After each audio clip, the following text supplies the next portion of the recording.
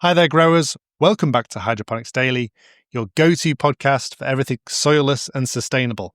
I'm Dr. Russell Sharp, the inventor of Gold Leaf Fertiliser, as it's known in the US, or liquid gold, as it's known in Europe.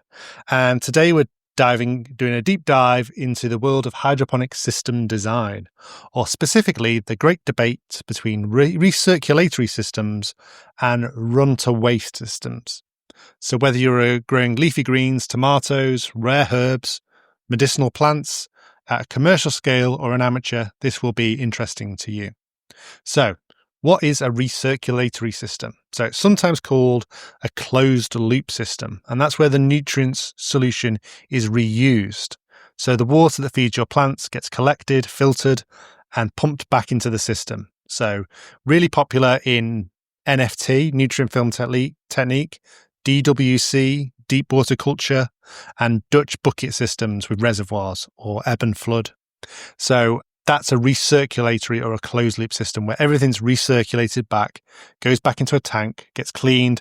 The nutrients might get added, more water might get added, the pH might be adjusted, might be sterilized, and then it goes back to the plants again and again and again.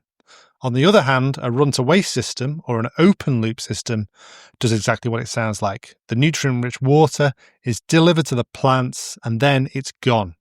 It runs through the root zone once and it either drains away or is collected or disposed of. Sometimes it might be reused for non-edible crops or for landscaping or for gardening, but it's only used on your crop once. Now, I think you can think of many of the advantages and disadvantages of both systems without me running through them, but I'll explain them because there might be some that you've not thought of. Now, for recirculatory systems, the big pro is water efficiency. So when people talk about hydroponic crops using, 5% or less of the water of a conventional crop, that assumption is that they're using recirculatory systems. That water efficiency goes literally down the toilet, down the sewers, if you are talking about a run-to-waste system. So you can get 80 to 90% use less water than a run-to-waste system. You do sometimes dispose of the water. So in a recirculatory system, after a while, you might just get a buildup of insoluble salts, algae, or just allelopathic chemicals, the chemicals given off by the plants, exudates from the roots, bits of broken root. You might just dump it every now and again just for that. But most of the time, even if you've done that, if it's been through the plants a number of times, then you've been through the system a number of times, you're still saving water. Long term, it's very cost effective because you reuse your nutrients, which means you've got lower fertilizer bills. That's an obvious one. But it does rely on everything being completely on point. And it's environmentally friendly, less discharge, fewer pollutants entering the soil and the water system.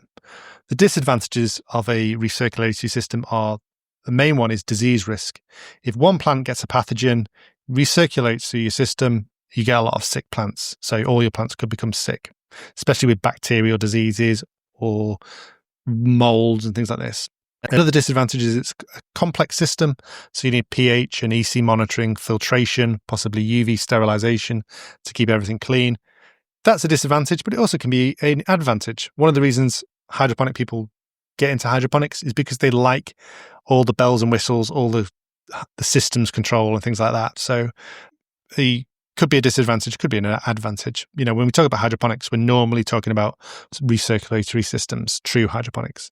Another disadvantage is if you don't get it quite right, you can get nutrient imbalances. So plants uptake different nutrients at different rates over time, and your solution can be skewed in favor of one nutrient might build up and one might become depleted. So you need to be able to monitor that, and you need the good knowledge of what plant deficiencies look like. You need good monitoring of your pH and your UC, and you need experience in doing that. That won't come overnight. You can't read that in a book. You just need to know how to use it. So run-to-waste systems, they're simpler to manage, don't need constant checking. You just add your nutrients and off you go.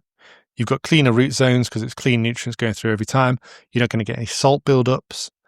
It's easier for organic hydroponics because many of the organic inputs can clog recirculatory systems just because they often involve suspensions rather than true chemical solutions, especially if you're using extracts. Some of the disadvantages of run to waste is that, as the name suggests, you've got to dispose of that runoff. If you put it down the sewer, you're just leading to eutrophication of waterways and rivers and things like this. And even if it goes onto soil, that's the case. You've got higher input costs, so you're not recycling your nutrients, and the environmental impact. Without proper drainage management, runoff can pollute groundwater, as I've said. I would always try and, if you've got a home hydroponic system, I'd always look to put that onto your garden, because you're wasting it, and you're going to find a useful use for that, even if it's on trees or something like that. So I would always try and look for run to waste. The other advantage of run to waste, which is particularly pertinent for gold leaf, or liquid gold as it's called in the UK, is that you could have an off-grid system. Because it's a fertilizer that contains every single essential nutrient, and that it dechlorinates and it's pH perfect, you don't need to have separate A and B. You don't need a computer to control the additions of the fertilizers, and you don't need a computer to control the pH adjustment in the tank. So you could have, you wouldn't even need a nutrient tank if you had a run to waste system. So say you had strawberry plants, NFT, gullies, rock wool. You could literally just feed them through a water from a IBC, or a tote, as you call it in North America. You could have a dosatron run from a solar pump, and you could literally just dosatron straight from the bottle through, dilute it into the water and run it through the system, and it could all be solar powered with a solar powered pump. There's not any of the fertilizer in the world you could do that with, and you can get an actual crop off grid. So you don't have access to electricity or mains water, you could still grow hydroponically. And it's a good option if you are a grower who's set up a greenhouse and you want to add an additional greenhouse. So you might have a computer system in your main greenhouse. You could look at this for an easy, low-cost way of setting up a grow. So you don't need mains water, you don't need electricity to run a computer, and you don't need a computer system. You literally just a solar-powered pump, a dosatron, a bottle of gold leaf, and away you go. And you've got fertigation solution running at the right optimum into your growing media for your crops, something like strawberries or something like that. The other advantage of that is that if you don't have a nutrient tank, you don't have to worry about issues of precipitation and bacterial buildup in the tank and biofilms and algae. You're just going straight out of a fertilizer bottle. Really simple. All you need to do, make sure you shake that bottle every few days to make sure it's nice and homogeneous. And that's all you need to do. So a really interesting run to waste system. And then just make sure you dispose of it in an environmentally and sustainable way that's got low environmental impact. So there are a number of options there. If you're a beginner grower, you might look at a run to waste system. If you're growing commercially, then you're going to want to have if you want to really maximize you'll lower your costs and increase your yield, dollar spent, then you're going to look at a recirculatory system. So that's what I would look at. Pro tip, if you are going to do a recirculatory system, which we're setting up in our grow room now, always make sure you have a good inline filter. We're going to have a UV sterilizer. We bought a UV sterilizer off eBay that was designed for aquarium tanks, but I don't think it's particularly good because the algae still builds up even when it's been through it. So the planktonic algae that floats. So we're definitely going to invest in a better UV filter. Those filters, two pieces of gear that save your crop, save your sanity, and protect you against pythium and algal blooms. So definitely, pythium is a disease that is a mold that builds up in water butts. You collect rainwater, and pythium you need to be careful of. So UV will control that. So hopefully you've learned something about recirculatory systems or closed loop systems and run to waste systems. And just if you are using a run to waste system, make sure that you are doing it in a way that's environmentally friendly.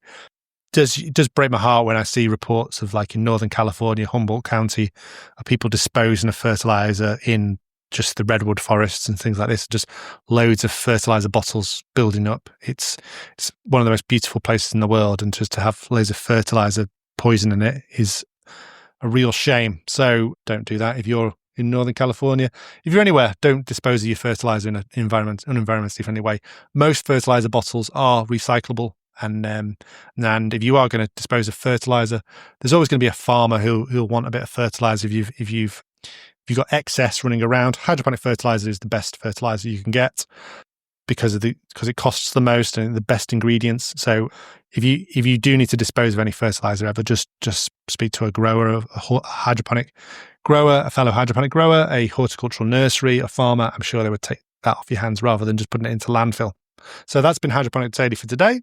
Until tomorrow, thank you much for listening. If you found value in it, please share it with your fellow growers. And if a fellow grower shared this episode with you, then you owe them a beer. So take them down the pub. Thank you very much for listening. Goodbye.